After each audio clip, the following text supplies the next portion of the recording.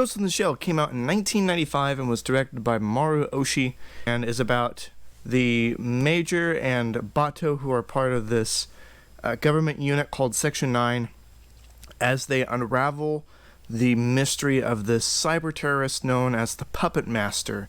So when this movie came out in 1995, anime wasn't really a mainstream thing here in the States.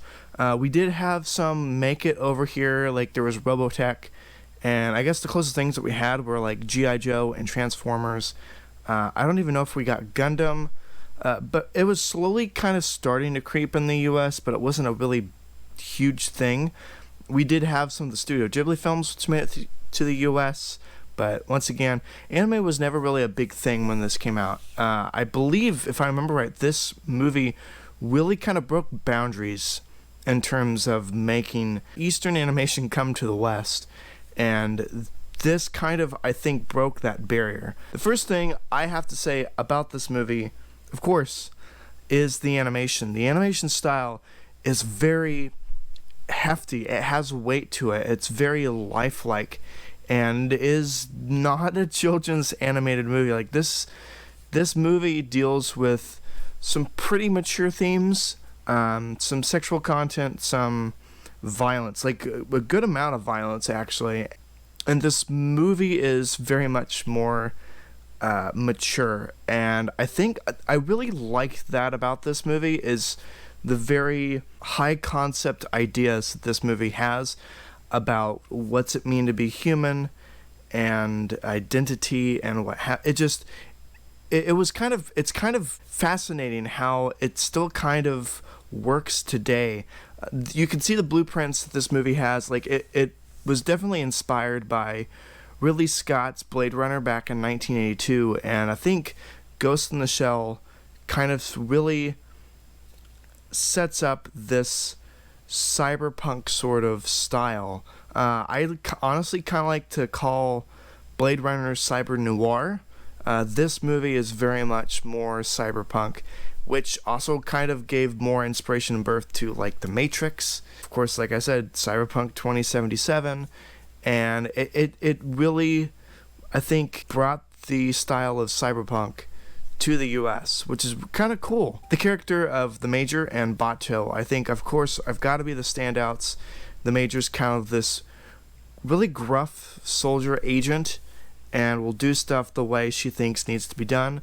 Bato is very much more by the books, and I really liked them as a duo, almost kind of like a brother-sister kind of thing. Also, I have to praise the design of this world. This world is very interesting. Like I said, you could really tell it took inspiration from Blade Runner and ran with it and really developed a lot more. Like it's a very tangible world to live in, and especially it really also touches upon this idea of technology and how some people have enhancements and some people don't. Like, what does that mean if you have enhancements? Are you human? Are you not human? It's fascinating. It's very fascinating, and a concept I've always loved kind of racking in my brain, and a concept I would love to play with at some point. But it's great. I think something I kind of have a problem with on this movie, though, as much as I like a lot about it, I will say it's a very short movie at about an hour and a half, almost a little under an hour and a half.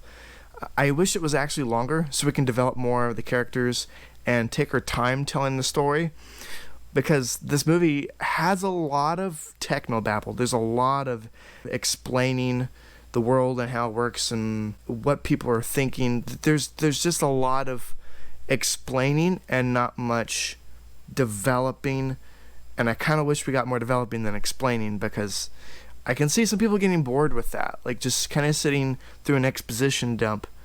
Like there's a scene in which the villain, the Puppet Master, is doing this big this dump, and I could see some people getting bored by it. So I just kind of wish it was stretched out and developed, and instead of just explained. But I get it, you have to have some explaining or else you get kind of confused.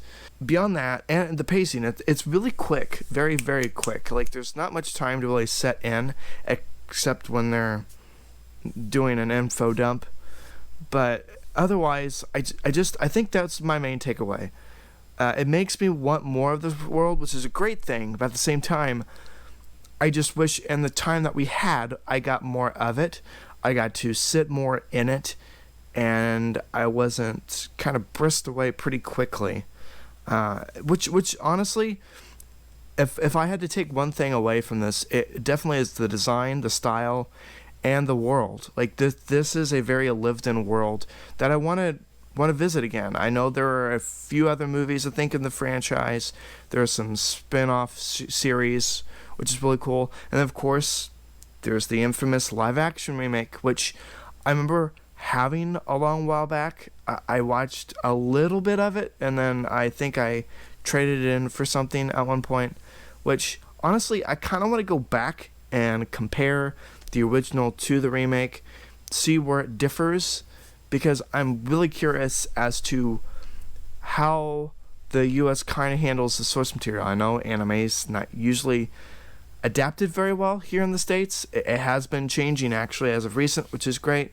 It makes me want to do a comparison, but overall, this movie was very interesting, and I enjoyed it. I just wanted more.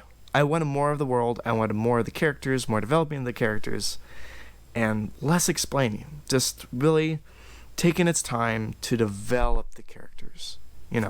All in all, great movie. If you guys are interested, definitely check it out. And I thank you for visiting my first video in anime, which is an interesting series for me to do, considering, like I said, never really explored the world of anime. So anyway, thank you guys for watching. Let me know what you think in the comments below. Do you agree? Do you disagree? What movies else I should do for this month? Let me know in the comments below. Like, comment, subscribe, as always, and share around with your friends. Thanks for stopping by, and I hope to see you guys in the next video.